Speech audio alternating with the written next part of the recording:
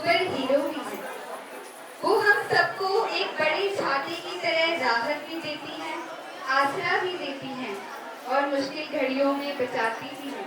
वे हम सबकी हर खुशी में, हर दुख में, हर वक्त हमारा साथ देती हैं। Thank you so much, ma'am, for always being there for all of us. इस बर्थडे कोई भी भेंट आपकी उदारता के सामने बहुत छोटी होगी। इसलिए हम सब ने आपके लिए एक छोटा सा प्रोग्राम तैयार किया है। आशा करते हैं कि आप सबको यह प्रोग्राम अच्छा लगेगा। जैसा आप सब जानते हैं, हमारा भारत विविध कलाओं, नृत्य शैलियों, संस्कृति और परंपराओं के लिए देश विदेश में जाना जाता है। आज हम सब इरमिटवासी भारत के कुछ प्रदेशों की यात्रा पर निकलेंगे। मुझे पूरा विश्वास है कि इस यात्रा के दौरान आप सब रोमांच से भर जाएंगे। तो अब हमारी भारत दर्शन एक्सप्रेस चल पड़ी है हमारे पहले प्रदेश आसाम से, जिसको हम कहते हैं the land of red river and blue hills. यहाँ लाल नदी ब्रह्मपुत्रा को कहा जाता है। यहाँ जहाँ देखो वहाँ हरियाली देखने को मिलती है। यहाँ के लोग बहुत शांत प्रिय व सरल हैं। हमारी प्यारी भारत दर्शन एक्सप्रेस में 2 कॉलेज स्टूडेंट्स प्रांजल और राजवीर सफर पर निकले हैं। समर वेकेशंस में प्रांजल ने राजवीर को अपने घर आसाम ले जाने का सोचा है।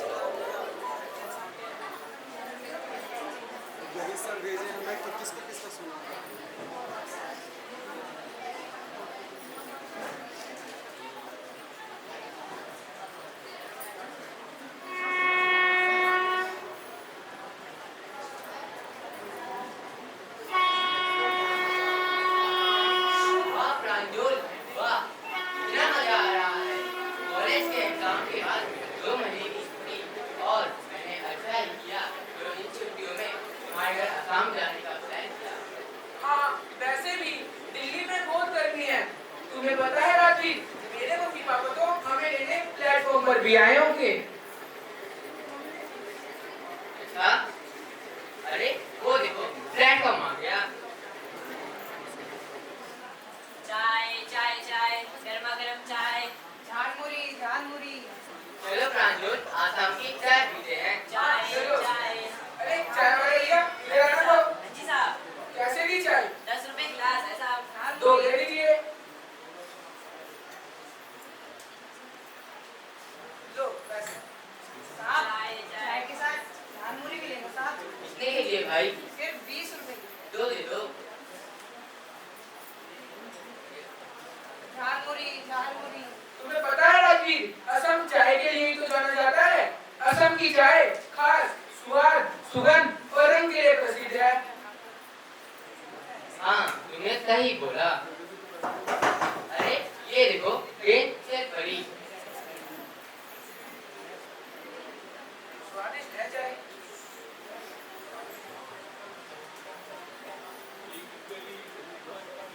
प्रांजल, ये बगान किसके हैं?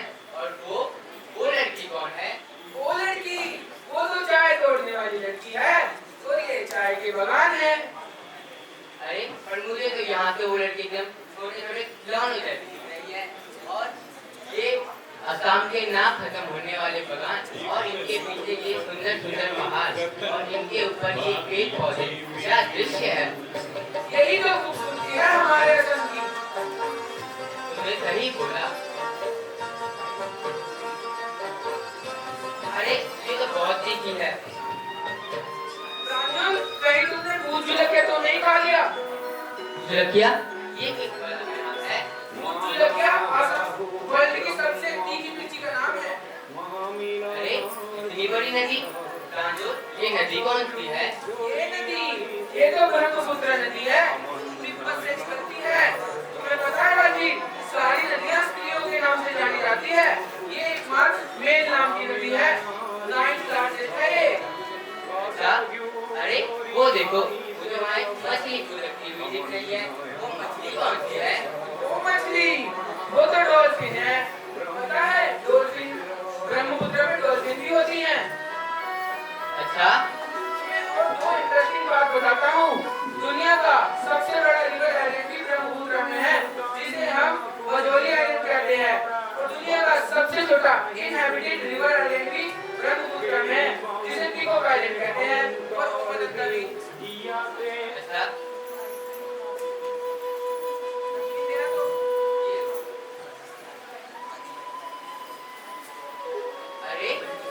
मंदिर कौन सा है प्रांजल, और क्या तुम इसमें कभी गए हो?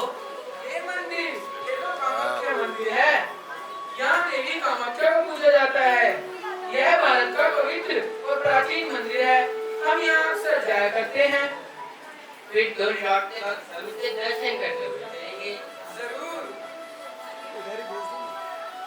बहुत टाइम हो गया है, हमारा स्टेशन आने ही वाला होगा। चलो पैकिंग कर लेते हैं।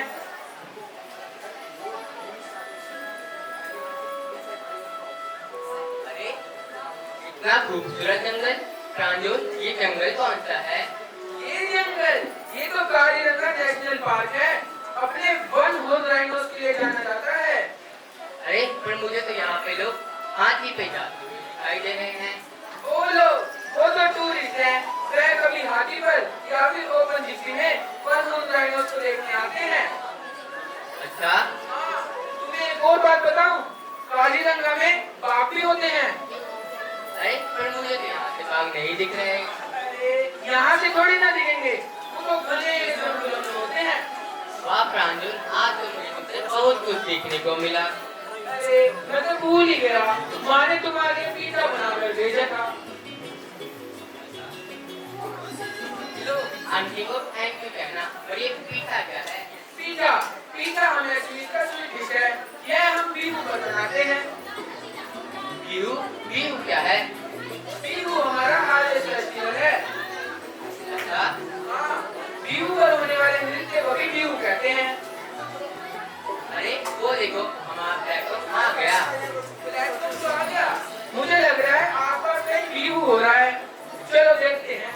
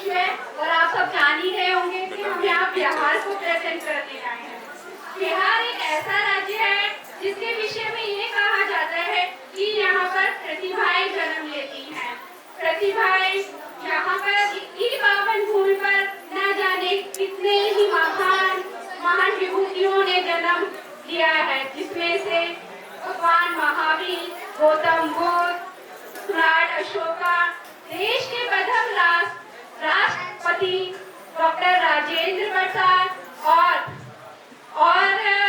सिखों के 10वें गुरु गोविंद सिंह जी शामिल हैं। इसके अलावा माता सीता का जन्म भी इसी बिहार में हुआ है। बिहार की राजधानी पटना है और इसका प्रसिद्ध नाम मगध है। बिहार भारत का एकमात्र स्टेट है जिसकी पावन मिट्टी से जैनिज्म और बुद्धिज्म धर्म का जन्म हुआ। बिहार में ही है पूरी दुनिया का सबसे बड़ा वाईफाई जोन, जो लगभग 20 किलोमीटर के दायरे में है। एशिया का सबसे बड़ा पशु मेला बिहार के सोनपुर में लगता है। बिहार में है लगभग 38 जिले, उनमें से बिहार के पुणे जिले में एक गांव है जिसका नाम पाकिस्तान है। बिहार में कई तरह की भाषाएं बोली जाती है, जैसे हिंदी, उर्दू, मैथिली, भोजपुरी, मगधी और अंगिका। पूरी दुनिया में 90% मखाने और 40% लीची हमारा बिहार ही उत्पाद करता है। जैसा कि आप लोग जानते हैं, बिहार के मुख्य व्यंजन लिट्टी चोखा, दाल पीठा, सत्तू पराठा और खाजा है। खाजा बिहार की प्रसिद्ध मिठाई जो चीनी, मैदा की चाशनी और घी से मिलकर बनाई जाती है, जो बहुत मजेदार होती है। मिथिला पेंटिंग न केवल भारत में बल्कि पूरी दुनिया में ही प्रसिद्ध है। मिथिला पेंटिंग, जो हम लोग मधुबनी पेंटिंग के नाम से भी जानते हैं,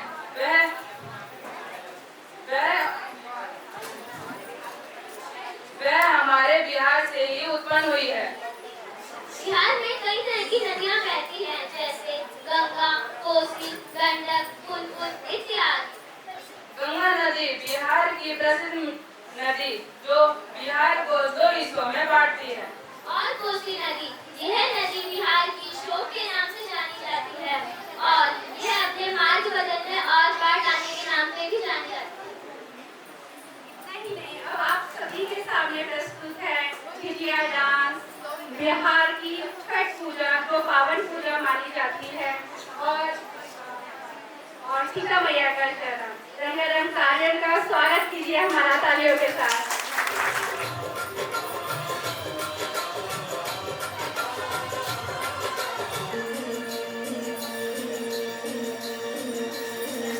जन्म ली सीता मैया, ओ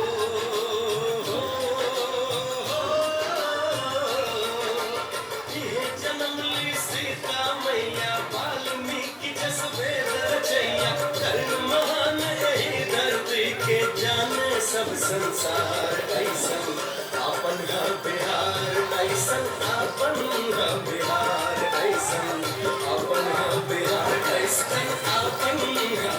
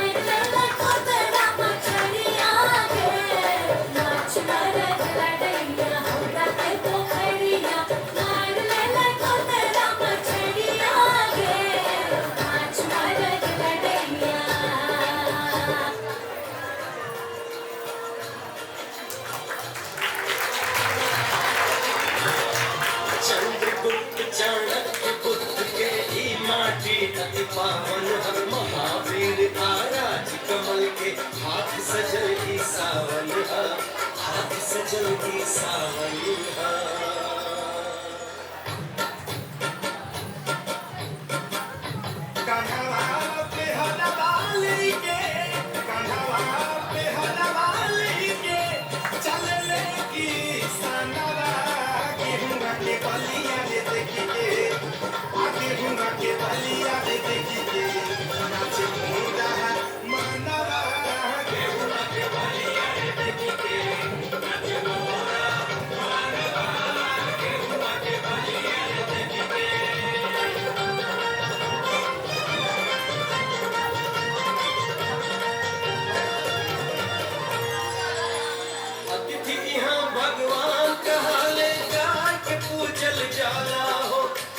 मैया के महिमा भारी सूरज के अर्घ दियाला हो सूरज के अर्घ दियाला हो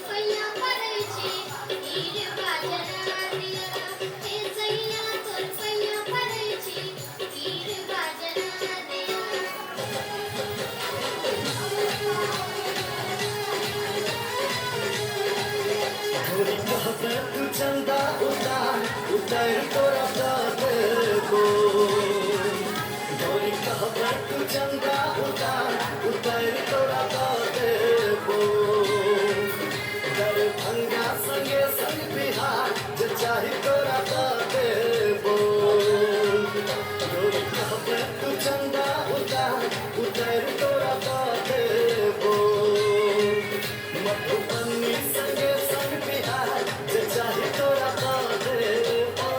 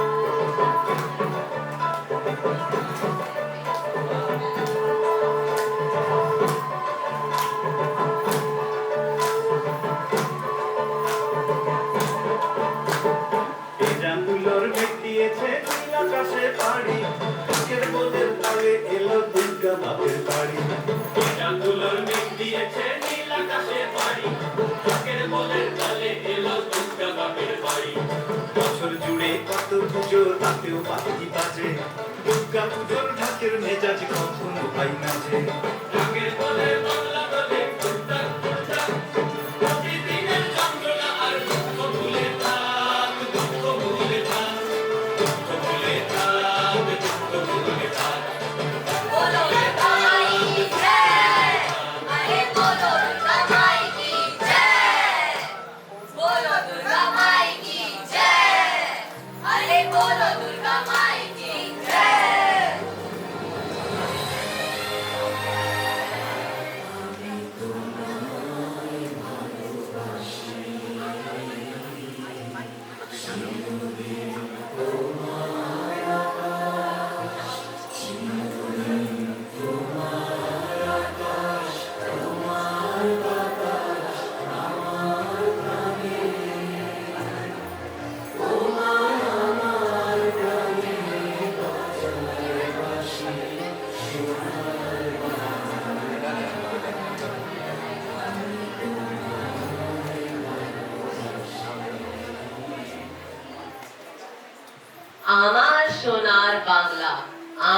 আমায় ভালোবাসি। इन्हीं पंक्तियों से कवि गुरु रविंद्रनाथ टैगोर ने बंगाल के प्रति अपना प्यार और सम्मान जताया। बांग्ला यानी बंगाल भारत के पूर्वी भाग में स्थित एक समृद्ध सांस्कृतिक और ऐतिहासिक विरासत वाला राज्य है, जिसे आज हम सभी वेस्ट बंगाल के नाम से जानते हैं। बांग्ला का ऐतिहासिक नाम गौड़ प्रदेश था। कुछ लोग इसे बंगा के नाम से भी जानते थे। आज इस प्रदेश में 23 जिले हैं। उनमें से एक है पुरुलिया। पुरुलिया जाना जाता है उसके प्राकृतिक सौंदर्य, आदिवासी संस्कृति और विश्व प्रसिद्ध छऊ नृत्य के लिए। छऊ एक आदिवासी योद्धे नृत्य है जो जीवंत मुखौटों और फुर्तीले जोश पूर्व नृत्य शैली का एक अद्भुत संगम है। यह नृत्य आमतौर पे खुले मैदान में किया जाता है। इस नृत्य में संगीत की एक महत्वपूर्ण भूमिका होती है। कुछ आदिवासी वाद्य जैसे कि मुहारी, शहनाई, ढोल, धुमसा और करका का प्रयोग किया जाता है। नृत्य के द्वारा कई प्रकार की कहानियां बताई जाती हैं। ज्यादातर कहानियां रामायण, महाभारत और पुराणों से प्रेरित होती है। छऊ शब्द संस्कृत के छाया शब्द से आया है। आज के इस कार्यक्रम में हम छऊ नृत्य द्वारा महिषासुरमर्दिनी प्रस्तुत करेंगे।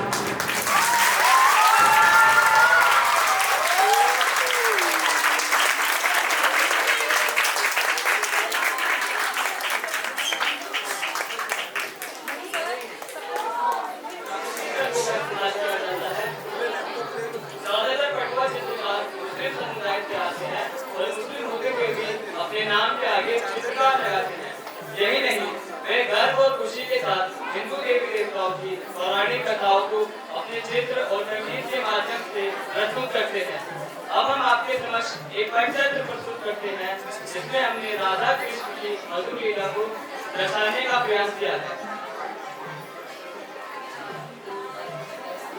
सांझेर बेलाए যমুনার জল আনতে বলে কে सांझेर বেলায় যমুনার জল আনতে বলে কে सांझेर বেলায় যমুনার জল না জানে কোন কালার সাথে মন মোটেছে না জানে কোন কালার সাথে মন মোটেছে सांझेर বেলায় যমুনার জল আনতে বলে কে सांझेर বেলায় যমুনার জল কদম গাছে উঠে আবার বংশী বাজাইকে কদম গাছে উঠে আবার বংশী বাজাইকে সাঁঝের বেলায় যমুনার জল আনতে বলে কে সাঁঝের বেলায় যমুনার জল তোলে কৃষ্ণ যে মুরলি দিল টান শুনে যত ব্রজের গোপী নাচুর পরাণ সাঁঝের বেলায় যমুনার জল আনতে বলে কে সাঁঝের বেলায় যমুনার জল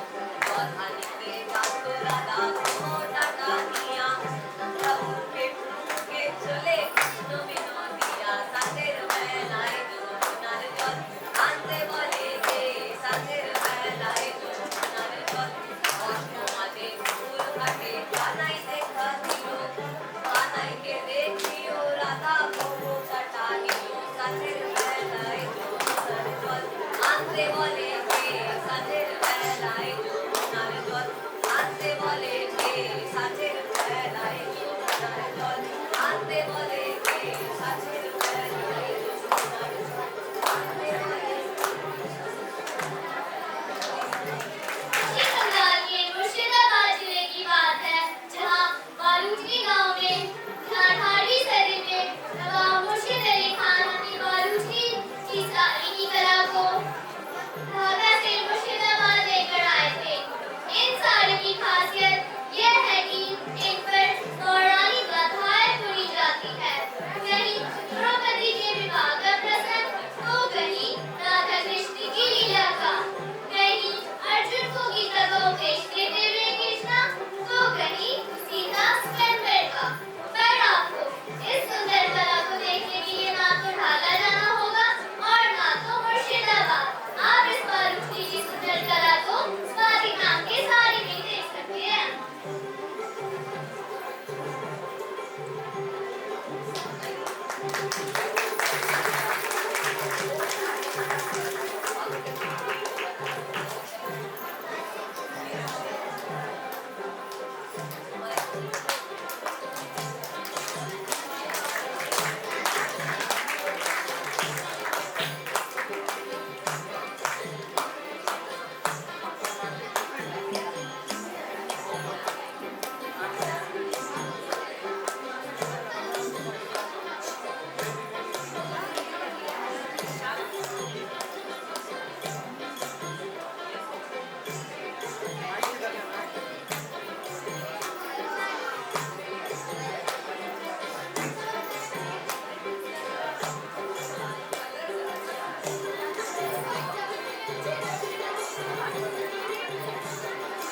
तो हमने देखा बंगाल की हर शिल्प कला में छिपी है कहानियाँ।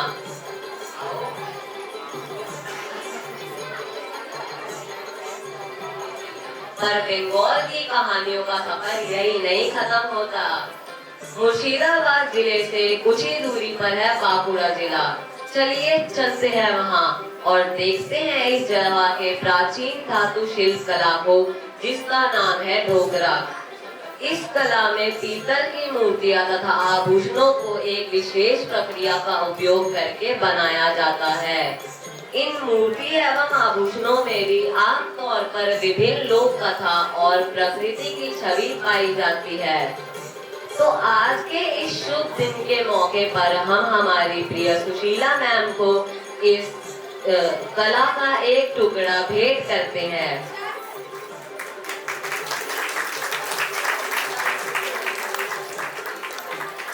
तो ये थी हमारी आज की बंगाल की कहानियाँ और उन्हें बताने के अलग अलग अंदाज। अरे रुको रुको है? क्या क्या हो सकता है? बंगाल की बात हो रही हो और रसगुल्ला ना हो, तो चलिए अब हम सब मिलकर रसगुल्ला का आनंद लेते हैं।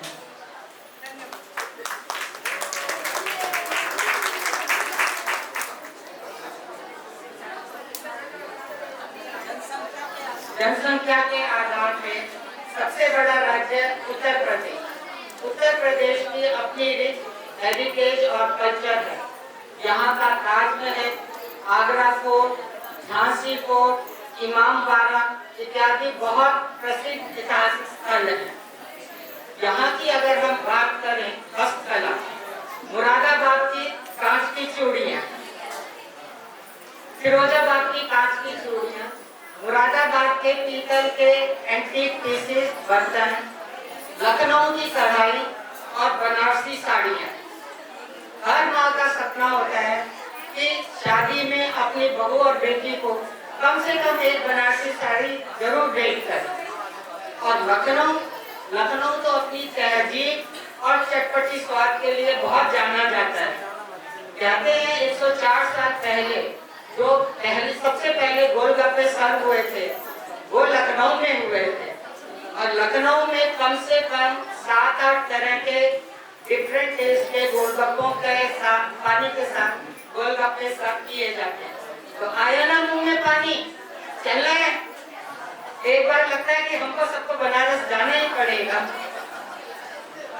कुंभ मेले के लिए प्रयागराज में जो पौष मास से बसंत पंचमी तक लगभग 1 महीने तक चलता है, बहुत लोग, करोड़ों लोग आते हैं और संगम में स्नान करते हैं। पूरे विश्व में इतना बड़ा लोगों का जमावड़ा और इतने लंबे समय तक के लिए कभी कहीं नहीं होता। अगर हम मंदिर की बात करें तो उत्तर प्रदेश मंदिरों में भी बहुत आगे है। बांके बिहारी मंदिर, कृष्ण जन्मभूमि, काशी विश्वनाथ मंदिर और राम जन्मभूमि। राम जन्मभूमि मतलब अयोध्या। इस बार दिवाली में 2024 में 25 लाख दिए जलाकर और 1121 ब्राह्मणों ने सरयू नदी की आरती कर 2 विश्व रिकॉर्ड कायम करे थे। अब श्री राम जी और अयोध्या का, श्री राम जन्मभूमि का दोबारा निर्माण होने से ये विश्व के मैप पर आ गया है। तो पेश है श्री राम जी के ऊपर आधारित उत्तर प्रदेश का क्लासिकल डांस कथक।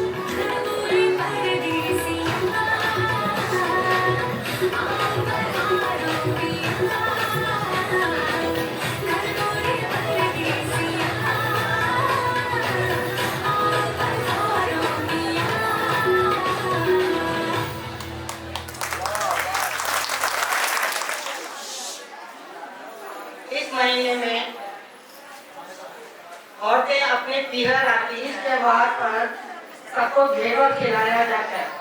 अभी 27 जुलाई को हरियाली तीज का फेस्टिवल है। तो सबको बहुत बहुत हरियाली तीज की बधाई।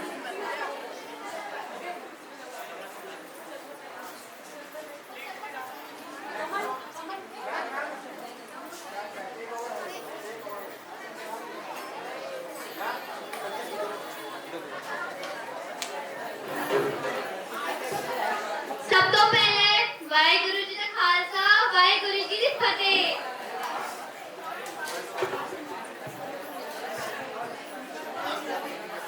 आओ बच्चों तनु सुनाइए कहानी एक पंजाब दी जिथे भगत सिंह ने लिखी सी आजादी दी निशानी। खेतां विच सोना उगदा है जवान है फौलाद दा पंजाब दी मिट्टी विच वसदा है हर एक दिल इंसान दा हर एक दिल इंसान दा। सब तो पहला प्यार करी सत श्री अकाल सबनूं। आओ एक गेड़ी लाइए फिर दिल्ली तो पंजाब चलन वास्ते सारे तैयार ने पंजाब। मजा नहीं आया चलन वास्ते सारे तैयार ने एक बार जोर दी बोलो। चलो ठीक है फिर चलते हैं। चलिए दिल्ली तो निकलते हैं। अगला स्टॉपेज मेरा शहर पटियाला पंजाब का दिल पटियाला। पटियाले दी पग पटियाले दी पग ते परांदा। पटियाला शहर पग जिथे पग सिर्फ कपड़ा ही नहीं मान दी शान है पटियाले वाली पग।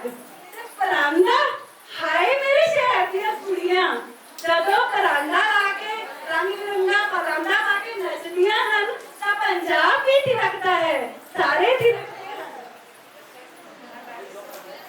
स्टाइल से कहना होवे तां स्वैग ते कल्चर दोनों भारी जाना। पंजाब जिसका अर्थ है मातृभूमि की धरती। ये पंजाब है जिसने भारत को हरित क्रांति। क्या आप जानते हैं भारत को अनका पंजाब भी कहते हैं। पंजाब के वीर जवान हमेशा सीमा पर देश की रक्षा के लिए आगे रहते हैं। फौजी हो या किसान पंजाब ने हमेशा भारत माता की सेवा में खुद को समर्पित किया है। अमृतसर का स्वर्ण मंदिर हो या जलियांवाला बाग इतिहास गवाही देता है कि पंजाब ने कितना कुछ सहते हुए भी देश की रक्षा करी।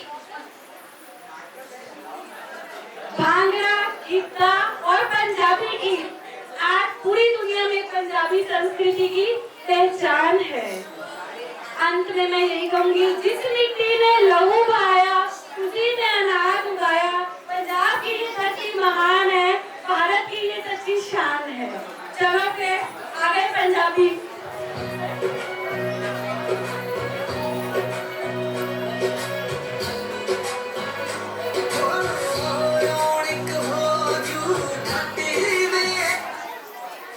मेले नूं चलिए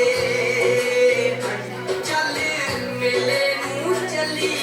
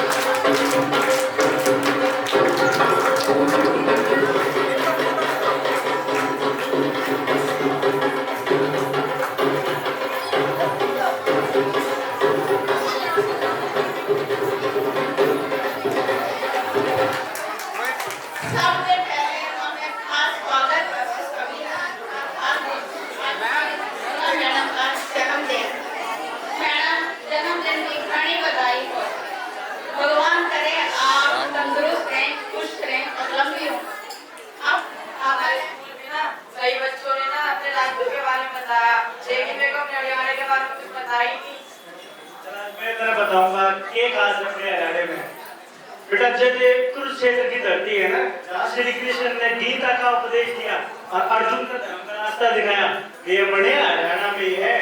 हाँ बेटे, और ये आज के तुम सुरेश खेत देखो ना, वे सारे अपने हरियाणा में है, क्योंकि यहाँ का किसान दिन रात मेहनत करता है, क्योंकि यहाँ का किसान दिन रात मेहनत करता है और देश के कोने कोने में घर घर तक अपने खेत का नाच बजाता है।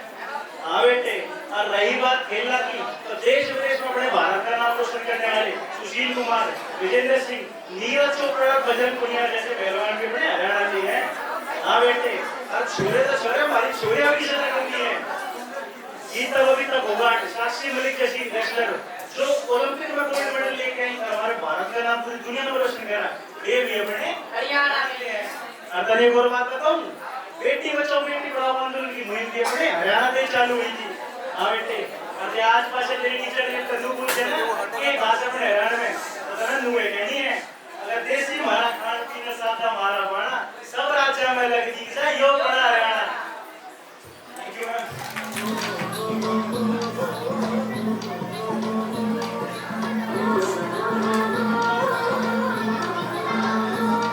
हरि का प्यारा हरियाणा, उड़े दूध दही का खाना, मेरा नंबर वन हरियाणा, उड़े दूध दही का खाना।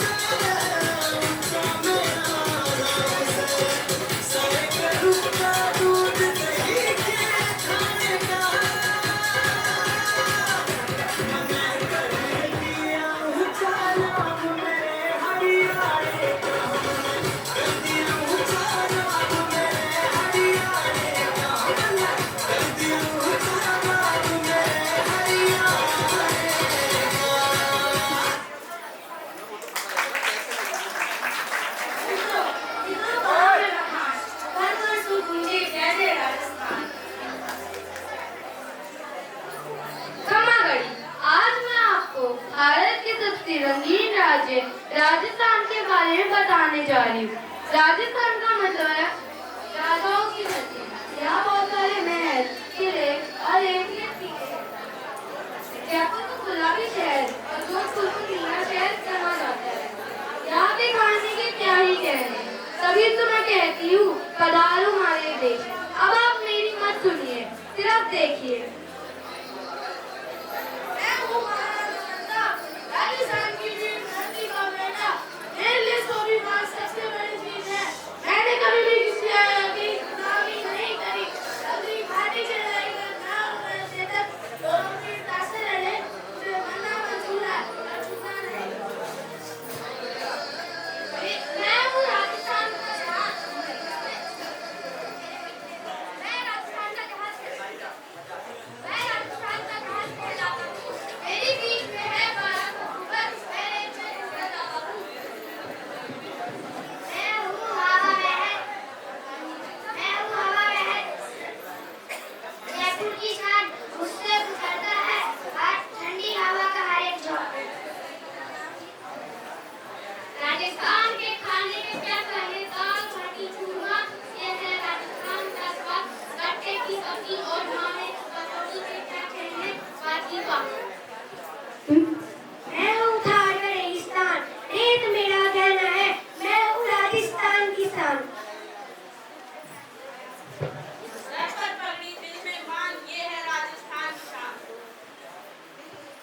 यह सिर्फ खेल नहीं, ये संस्कृति की बात है। कठपुतली में लोक जीवन की तो बात है।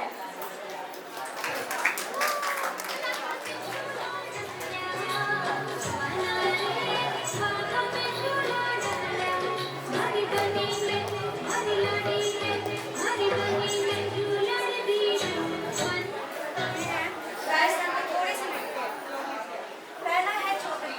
चौधरी गढ़सरिया जाति के जनजाति के लोग हैं और ये तालबद्ध तरीके से किया जाता है।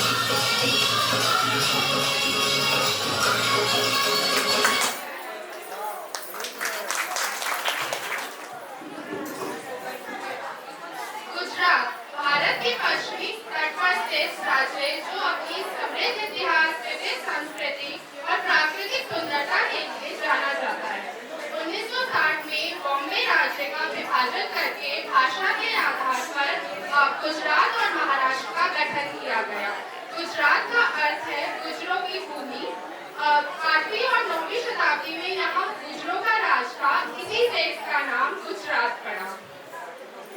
अब हम आपके सामने कुछ कविता के माध्यम से गुजरात प्रस्तुत करने जा रहे हैं। आओ गुजरात की सैर लगाएं, खुशियों के हम गीत सुनाएं। भोपला पावड़ा खाने में स्वाद, अहमदाबाद हो या सूरत का स्वाद, गरबा डांस सभी को भाए, नवरात्रि में सब झूमे जाएं, नवरात्रि में सब झूमे जाएं। कच्छ का रण है बहुत ही प्यारा, सफेद रेखा फैला नजारा। गिर का वन है शेरों का घर, जंगलों में गूंजे गजल। साबरमती किनारे बसा आश्रम, जहाँ हुआ था सत्याग्रह आरंभ। गांधी जी ने राह दिखाई, सत्य और अहिंसा की बात बताई। सूर्य मंदिर द्वारका धाम, धार्मिकता में भी है नाम। हाथ की कारीगरी कच्छ की कला, कोने कोने में बसी है संस्कृति की हवा। हमारा भारत है बहुत रंगीला, हमारा गुजरात है बहुत रंगीला, भारत का है हीरा चमकीला। चलो गुजरात की सैर पे जाएं, खुशियों से दिल भर कर लाएं। रंगीला तारा रंग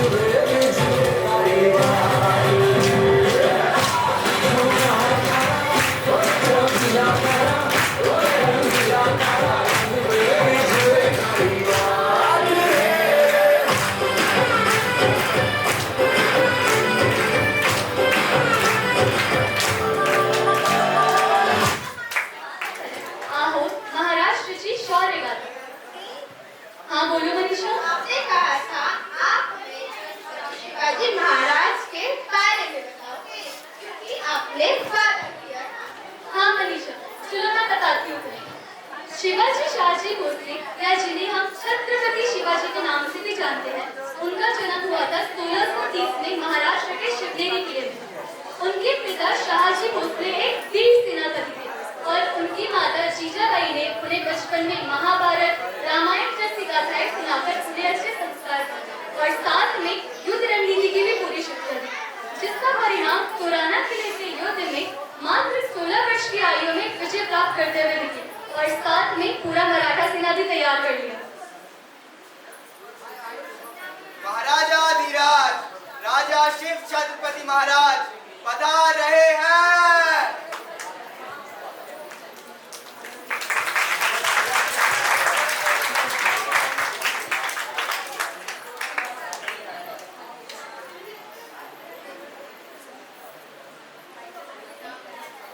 महाराज, आज हम सबके लिए बहुत ही खुशनुमा दिन है। आपके राज्याभिषेक के साथ साथ हमारी मराठा सेना की ताकत और सम्मान बढ़ गया है। हम सब आपके मार्गदर्शन में लड़ने को तैयार हैं महाराज। मेरे वीरों, आज का दिन हम सब के लिए महत्वपूर्ण है। आज के दिन मैं शिवाजी अपने बचपन में ली गई प्रतिज्ञा को पूरी करूंगा और एक ऐसा स्वराज्य स्थापित करूंगा जहां न्याय होगा, धर्म की रक्षा होगी और प्रजा सुखी रहेगी। और सिर्फ यही नहीं मनीषा, आज भारत में जो नेवी है उसकी नींव भी शिवाजी महाराज ने ही रखी थी। देवी, वो कैसे? शिवाजी महाराज दूरदर्शी भी थे। उन्हें पता था कि दुश्मन सिर्फ थल मार्ग से नहीं, जल मार्ग के रास्ते से भी हम पे हमला करवा सकते हैं।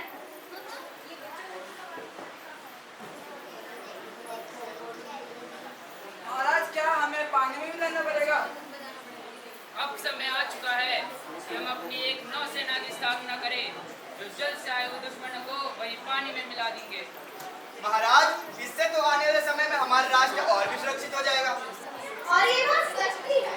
आज के समय में पानी के रास्ते से अपवर्ड होता है, पर शिवाजी महाराज के स्थापित की नौसेना पूरा करके सुरक्षित करती है। बिल्कुल सही मनीषा। वैसे मनीषा, आज तुम स्कूल क्यों नहीं गई? आज तो तुम्हारा स्कूल था ना? क्या दीदी, अभी आप इतनी अच्छी कहानी सुना रहे थे, अब आपने स्कूल का नाम ले लिया। मैं वैसे भी मेरे पेट में दर्द हो रहा है। तुम्हें पता है मनीषा, ये सब तुम्हारी बातें सुनकर मुझे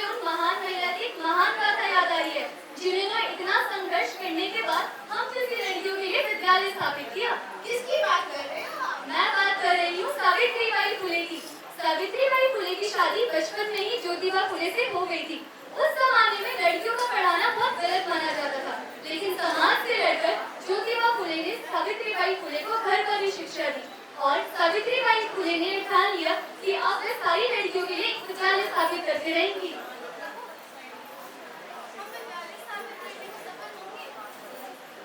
हाँ सावित्री, हम जरूर सफल होंगे। तुम समाज की चिंता मत करो, मैं तुम्हारा हमेशा साथ दूंगा।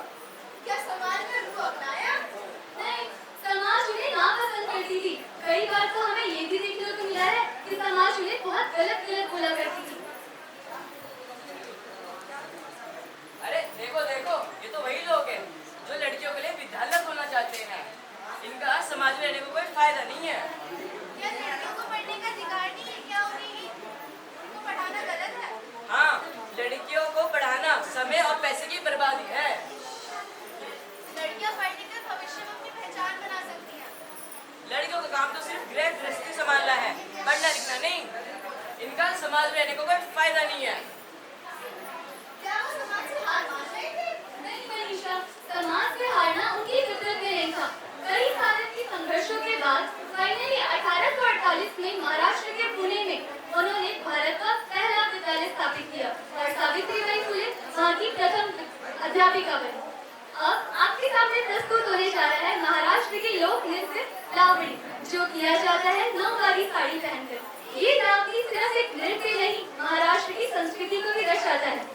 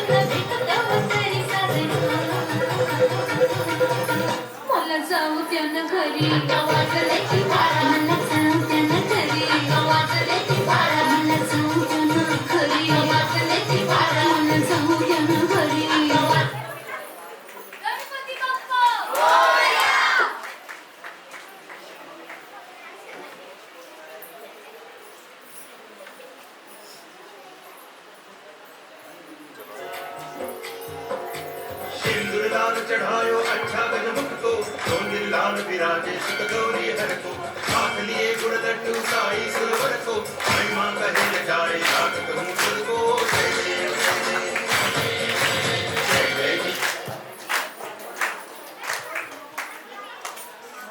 मनीषा, क्या तुम्हें पता है महाराष्ट्र में गणेश उत्सव को बहुत धूमधाम से मनाया जाता है? मैंने एक बात नोटिस की है, महाराष्ट्र में गणेश उत्सव बड़े धूमधाम से मनाया जाता है, वो भी सार्वजनिक रूप से। ऐसा क्यों? ऐसा इसलिए क्योंकि बाल गंगाधर तिलक ने 18वीं सदी में गणेश उत्सव को बहुत बड़ा त्योहार मनाया था, क्योंकि उस समय माना जाता था कि अगर 5 से भी ज्यादा लोग इकट्ठा हुए हैं तो ब्रिटिश सरकार उनके ऊपर कोई कड़ी एक्शन लेगी, जिसकी वजह से भारतीयों पर जुल्म बढ़ते जा रहा था। इन्हीं जुल्मों को खत्म करने के लिए बाल गंगाधर तिलक ने गणेश उत्सव को सार्वजनिक रूप से मनाने का फैसला किया और राष्ट्रवाद और देशभक्ति का भावना बढ़ाने का फैसला किया। हमें इसके खिलाफ कुछ ठोस कदम उठाना पड़ेगा, जिससे हम सभी भारतीय लोगों को इकट्ठा कर सके। और तिलक जी, देश भर में सभी भारतीय गणेश उत्सव की तैयारी में लगे हैं। ऐसे में सभी भारतीयों को ब्रिटिश सरकार के खिलाफ एकजुट करना कठिन है।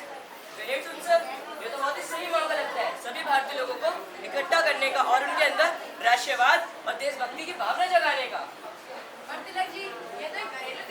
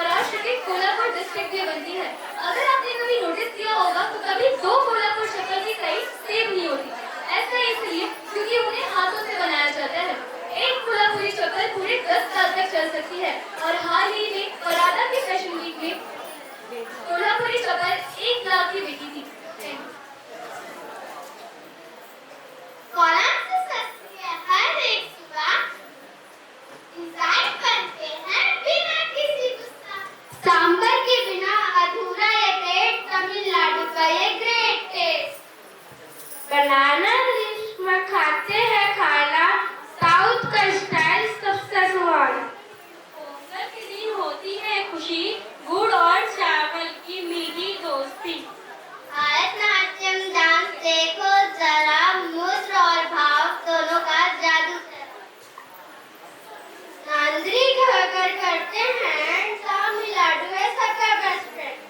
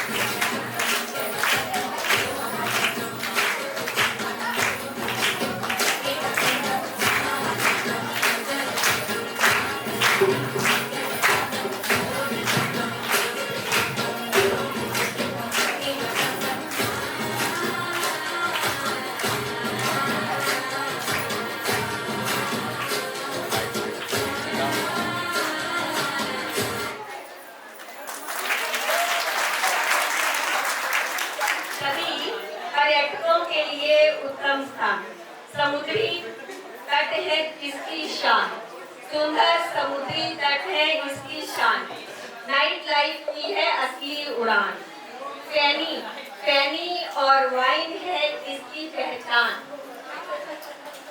और शॉपिंग की है सुंदर दुकान, शॉपिंग की है सुंदर दुकान। तो फिर फिश करी खाने को हो जाओ तैयार, फिश करी खाने को हो जाओ तैयार। चलो चले फिर गोवा यार, चलो चले फिर गोवा यार। गोवा वैसे ही मस्ती वाला है।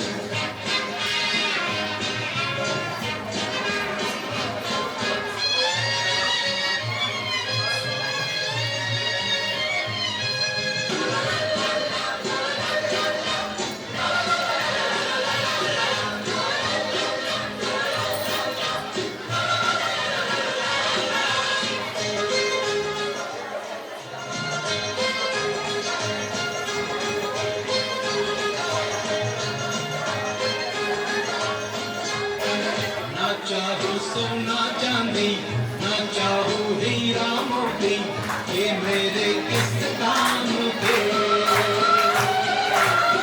ना मांगू बंगला गाड़ी ना मांगू घोड़ा गाड़ी ये तो है बस नाम के देता है दिल दे बदले में दिल दे देता है दिल दे बदले में दिल के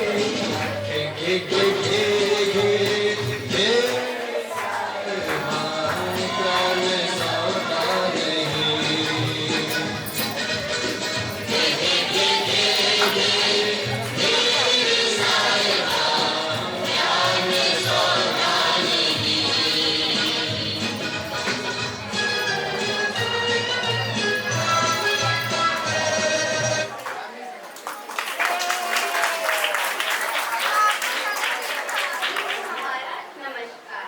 हम कक्षा 10 और 10वीं की छात्र आप सभी के सामने एक नाटक का प्रस्तुत करने जा रहे हैं जिसका नाम हसमुख राजकुमार है। बहुत समय पहले की बात है। एक राज्य था जिसका नाम ढोलकपुर था। उस राज्य का एक राजा था जिसका नाम महेंद्र सिंह था। महेंद्र सिंह वो सुलझा हुआ व्यक्ति था। उनका एक पुत्र था जिसका नाम अतुल सिंह था। अतुल सिंह हमेशा हंसता रहता था। सारे दरबारी उसे अतुल सिंह ना कहकर हसमुख राजकुमार कहा करते थे। जब से उसका नाम हसमुख राजकुमार पड़ गया।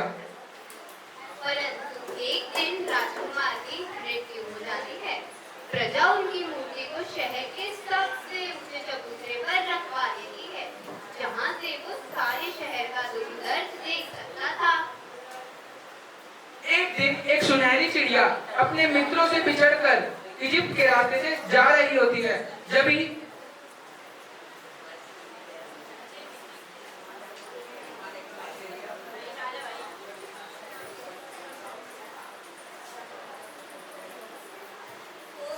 सर्दियाँ आ गई हैं। मेरे सारे दोस्त तो इजिप्ट चले गए। मुझे भी जल्द से जल्द इजिप्ट पहुंचना होगा।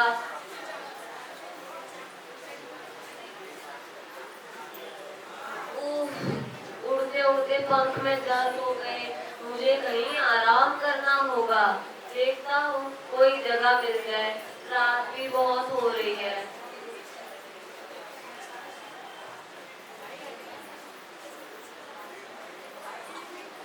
अरे वाह, लगता है ये मूर्ति मेरे आज के आराम करने के लिए बिल्कुल सही जगह है। आज रात यहीं आराम कर लेता हूँ, फिर कल सुबह इजिप्ट के लिए निकल जाऊंगा।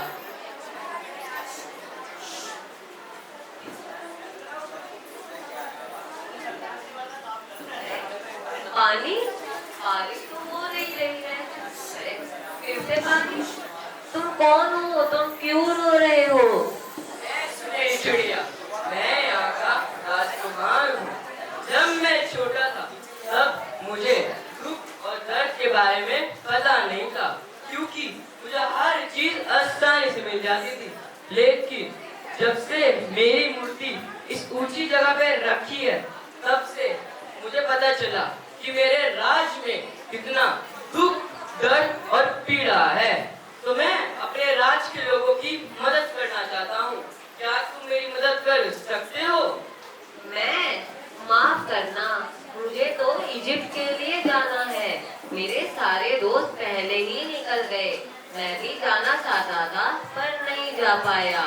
हमें जिंदा रहने के लिए गर्मी चाहिए और अब सर्दियाँ आने वाली है।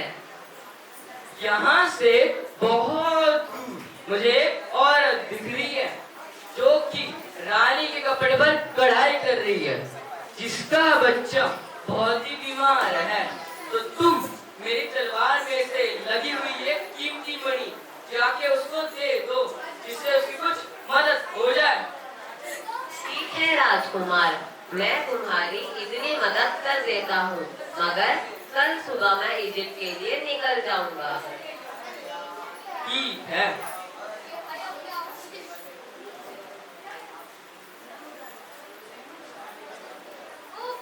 ये सुई रोज चुप जाती है। कितना दर्द हो रहा है मेरे हाथों में। ऊपर से रानी जी ने भी जलकर का ही समय दिया है।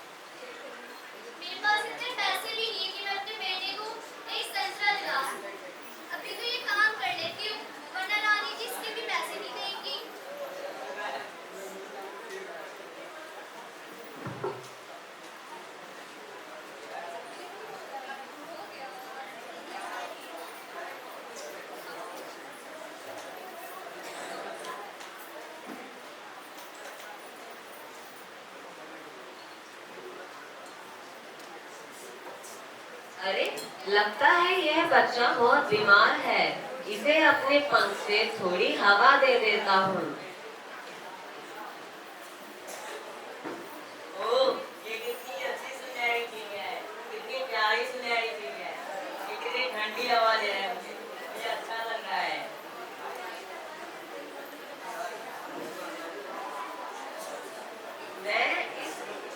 मैं इस कीमती मणि को इस औरत के कपड़े के पास रख देता हूँ ताकि इसे मिल जाए।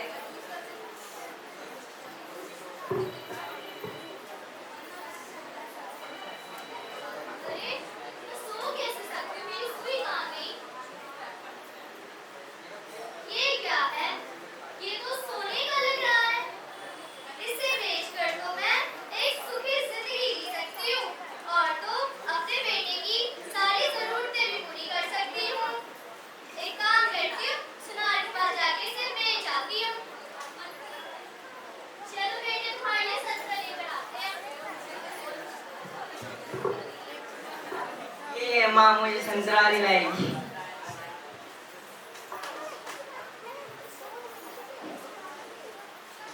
राजकुमार, मैं उस औरत को वो कीमती मणि देकर आ गया। अलविदा, अब मैं इजिप्ट के लिए जा रहा हूँ। तुम्हारा धन्यवाद, लेकिन रुको रुको, तुम मेरा एक और काम करो। एक और काम? पर तुमने तो बोला था तुम मेरा एक काम करके इजिप्ट के लिए चले जाओ। यहाँ से बहुत दूर एक आदमी दिख रहा है जो कि एक नाटक लिख रहा है, जिसके पास इस खंड में न आग जलाने के लिए लकड़ी और न खाने के लिए खाना है। तो तुम मेरी आग में लगी हुई ये कीमती मणि जाके उसको दे दो। ठीक है राजकुमार, पर मैं इसके बाद इजिप्ट के लिए निकल जाऊंगा। ठीक है।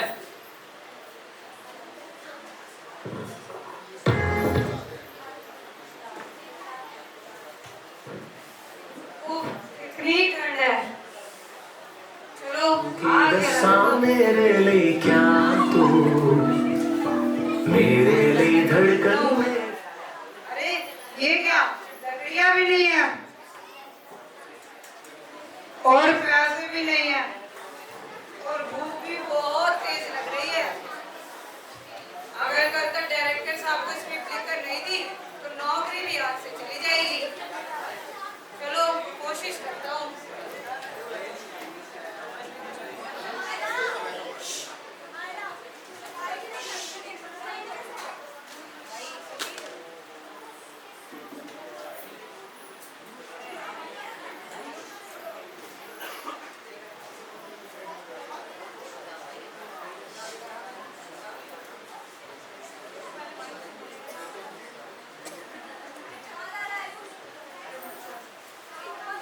मैं इस कीमती पत्थर को इस लेखक के किताब के पास रख देता हूँ ताकि इसे मिल जाए।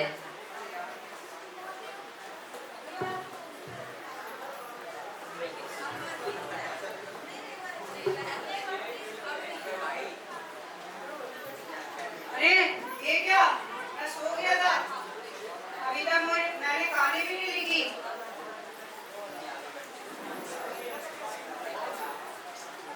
अरे ये क्या है, ये कहाँ से आया?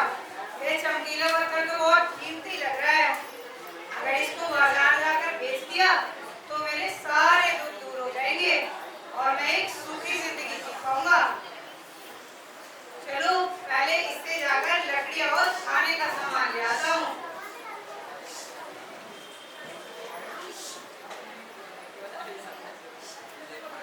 राजकुमार, मैंने उस लेखक को वह कीमती पत्थर दे दिया। अब मैं जा रहा हूँ। अलविदा। धन्यवाद, लेकिन रुको, तुम मेरा एक और आखिरी काम कर दो। आखिरी काम? मगर मुझे तो इजिप्ट के लिए जाना है।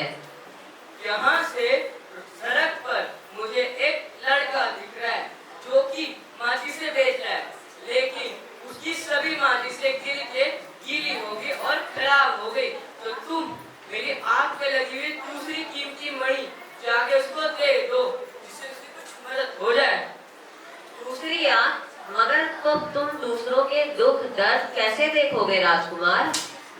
कोई बात नहीं, मुझसे ज्यादा उस लड़के को इस कीमती मणि की जरूरत है। ठीक है राजकुमार, मगर इसके बाद मैं हमेशा तुम्हारे साथ रहूंगा।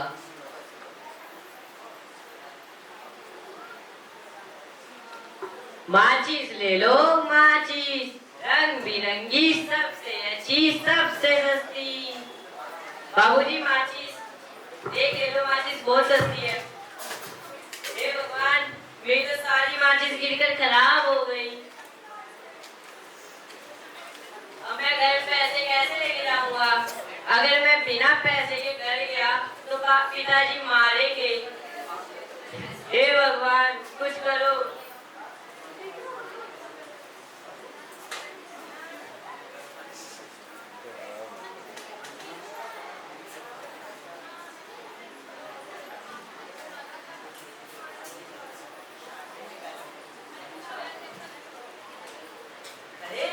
अरे ये कीमती पत्थर, ये बहुत चमकीला लग रहा है और बहुत कीमती भी। जाके पिताजी को दिखाता हूँ, वो बहुत खुश हो जाएंगे और मुझे मार भी नहीं पड़ेगी।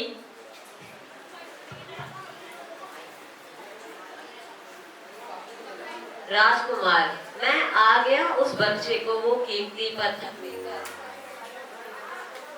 हेलो राजकुमार, मैं आ गया उस बच्चे को वो कीमती पत्थर देके। ठीक है, वैसे वापस आते हुए तुम्हें कोई और जरूरतमंद दिखा था?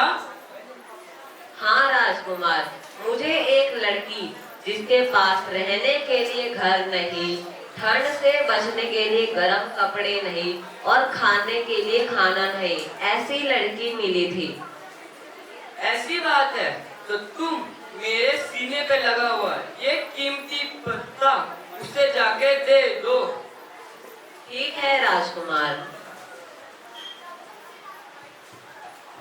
आज कितनी ठंड है, सुबह से कुछ खाया भी नहीं है, बहुत भूख लग रही है। मेरे पास तो रहने को घर भी नहीं। अरे ये बारिश कहाँ से शुरू हो गई? अगर मैं यहाँ खड़ी रही तो भीग जाऊंगी, अगर मैं भीग गई तो बीमार पड़ जाऊंगी। और मेरे पास तो कपड़े भी नहीं है, मुझे कहीं जाना होगा। कहाँ जाऊँ? बहुत दूर एक ब्रिज दिखाई दे रहा है, जिसके नीचे रुक जाती हूँ जब तक बारिश नहीं रुकती।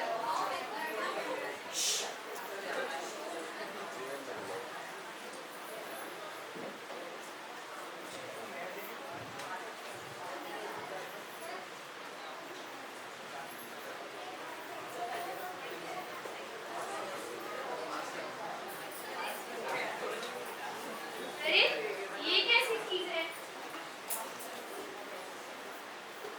ये तो बहुत कीमती लग रहा है। ये कैसा पत्ता है? ये तो सोने का लग रहा है। इसमें तो मोतियां जड़ी हुई है। इन्हें बेचकर तो मैं घर खरीद सकती हूँ, साथ ही खाना भी खरीद सकती हूँ। इन्हें बेचकर तो मैं गर्म कपड़े भी खरीद सकती हूँ। इसे बेचकर तो मैं अमीर हो जाऊंगी। जल्दी से जाकर इसे बेच देती हूँ।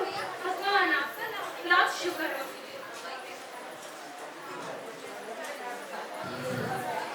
सर्दियाँ आ गई हैं, मुझे बहुत ठंड लग रहा है। लगता है मेरा अंतिम समय आ गया है। जाने से पहले एक बार राजकुमार को अंतिम अलविदा कह देता हूँ। अलविदा राजकुमार, मैं जा रहा हूँ। क्या हुआ सुनहरी चिड़िया, क्या तुम इजिप्ट जा रहे हो?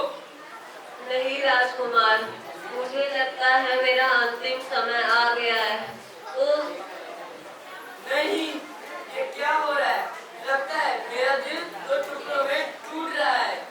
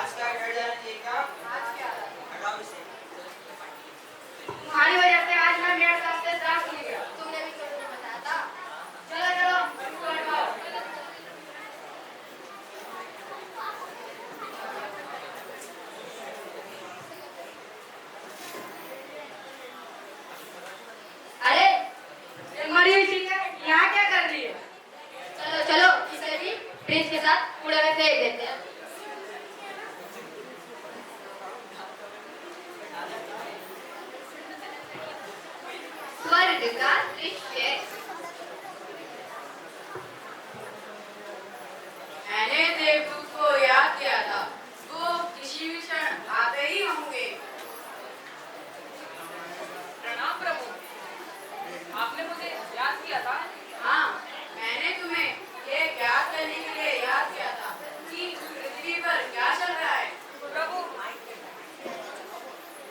प्रभु, वही पीड़ा, दुख, दर्द, भ्रष्टाचार, प्रेम तो मानो खत्म ही हो गया हो। अच्छा, ऐसी बात है तो तुम एक कार्य करो, पृथ्वी से दो प्यारी और अमूल्य वस्तु लेकर आओ। प्रभु, इस युग में? हाँ, इस युग में। मुझे पता है ये कार्य कठिन है, पर मुझे पूर्ण विश्वास है कि तुम इस कार्य में जरूर सफल होगी। प्रभु, मैं प्रयास करूंगा।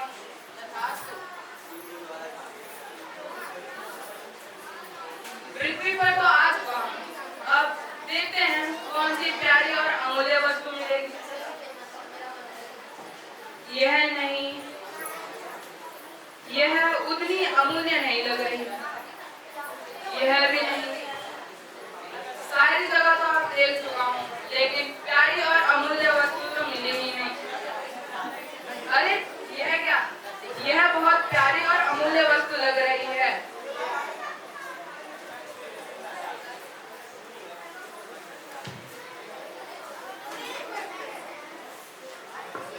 प्रभु, मैं पृथ्वी से दो प्यारी और अमूल्य वस्तु ले आया। तुम्हें ऐसा क्यों लगता है कि तो ये प्यारी और अमूल्य वस्तु है?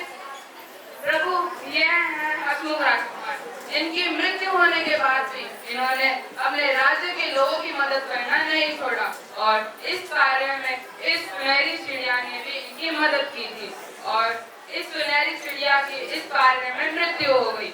और प्रभु, पृथ्वी में ऐसा बहुत कम देखने को मिलता है। अच्छा, तो ये सुनहरी चिड़िया हमारे स्वर्ग के आंगन में ही रह जाएगी और ये हसमुख राजकुमार हमारे स्वर्ग में ही रहेगा।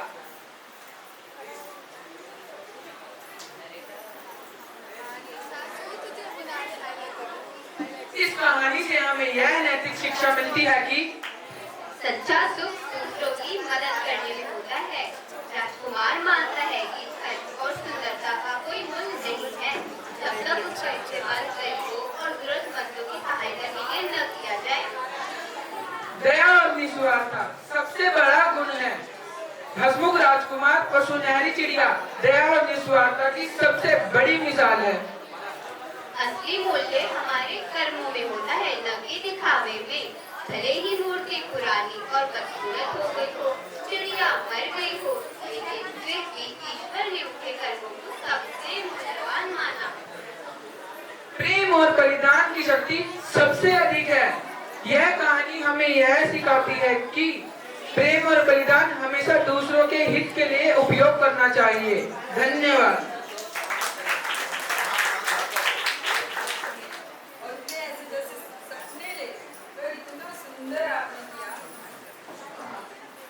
सुंदर आपने किया। देखिए वो सरप्राइज जो तुमने मुझे देना था ना, वो मुझे सरप्राइज मिल गया। इतनी ने सरप्राइज रह गई कि बच्चों ने इतना सुंदर प्रोग्राम कैसे कर लिया, और इतने रिसोर्सफुल, सारी चीजें अपने आप कलेक्ट करनी, कहाँ से लाए, कुछ एक चीज के लिए मुझसे तो कैसे मांगते हैं, क्योंकि मुझे तो सरप्राइज देना था।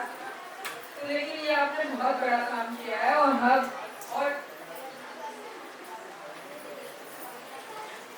मुझे ऐसे लगता है कि आज के दिन को आपने यादगार बना दिया, और ट्रस्ट के लिए ये मील का पत्थर है, क्या बोलते हैं, मील का पत्थर, और एक नई ऊंचाइयों ट्रस्ट एक नई ऊंचाइयों में पहुंच गया है, ऐसे मुझे लगता है। जैसे मुझे उस वक्त सब लोग बोलते थे आप इतना दुखी ना होए, बहुत सारी लीलाएं हो जाएंगी ट्रस्ट के अंदर। अब देखो आज उनकी बात मुझे सच नजर आ रही है, ईना ईना चारों ओर नजर आ रही है। कितनी दम वाली ईना थी, उतने ही अच्छे दम वाली, एक एक अपने को प्रूव करने में लगा हुआ है। एक एक बच्चे ने अपने अपने रोल में इतनी जान लगाई है और इतना अच्छा किया है कि मैं बहुत ही खुश हूँ इससे। और आपको इतनी मेहनत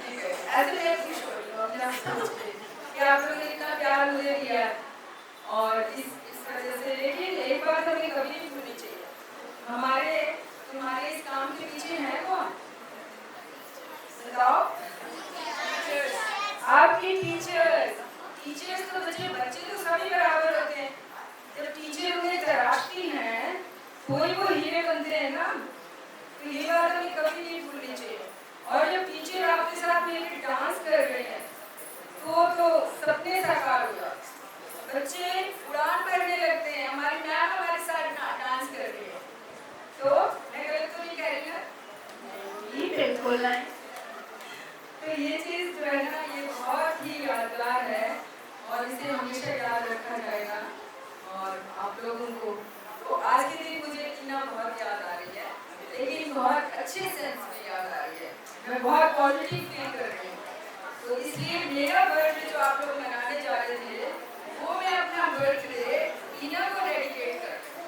आज हम टीना का ही बर्थडे मना रहे हैं, हमारे ट्रस्ट का, तुम सबके लिए अपना। और उसके बाद 10 अगस्त को उसका रियल बर्थडे आएगा, वो भी हम मना लेंगे, ठीक है? लेकिन आज का दिन तो बहुत ही अच्छा है, मैं अपना भी मना लूँगी, केक काटेंगे, सब करेंगे।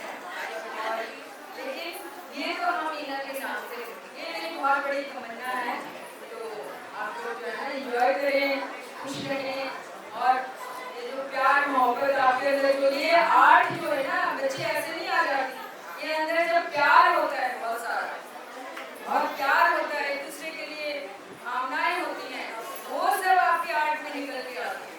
और थोड़े दिन पहले हमने इतनी बड़ी आर्ट एग्जीबिशन की, लगता है ये जो है ना सचमुच में ये हमारा जो है ना ट्रस्ट का एक बहुत इम्पोर्टेंट टाइम आ गया है, जब हम हमारी चीज़ में इतना बढ़िया कर रहे हैं। मतलब आप इमेजिन ही नहीं कर सकते बच्चे ने कैसे अरेंज कर लिया, गहने भी अरेंज हो गए, कपड़े भी अरेंज हो गए, स्टेज भी हो गया, सजावट भी हो गई, कुछ हमारी आर्ट में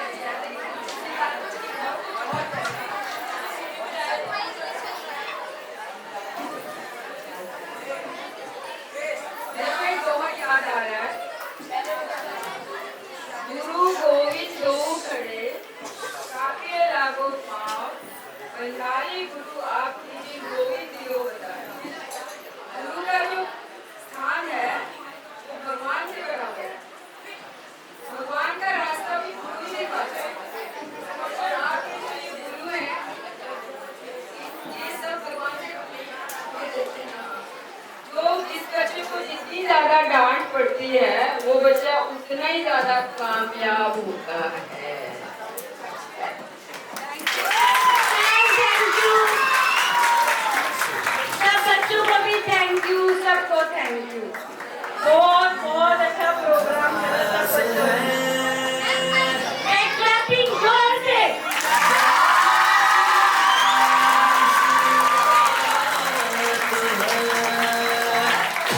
अब cake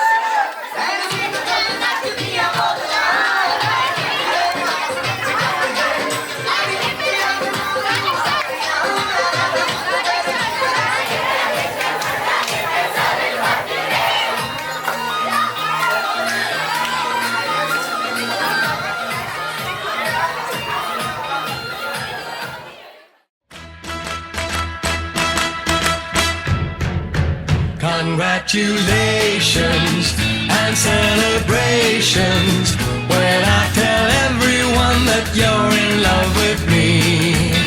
Congratulations and jubilations. I want the world to know I'm happy as can be. Who would believe that I could be happy and contented I used to think that happiness hadn't been invented, but that was in the bad old days before I met you. When I let you walk into my heart.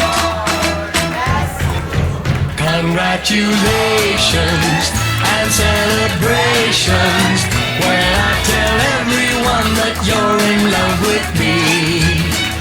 Congratulations and jubilations. I want the world to know I'm happy as can be. I was afraid that maybe you thought you were above me, that I was only fooling myself to think you'd love me.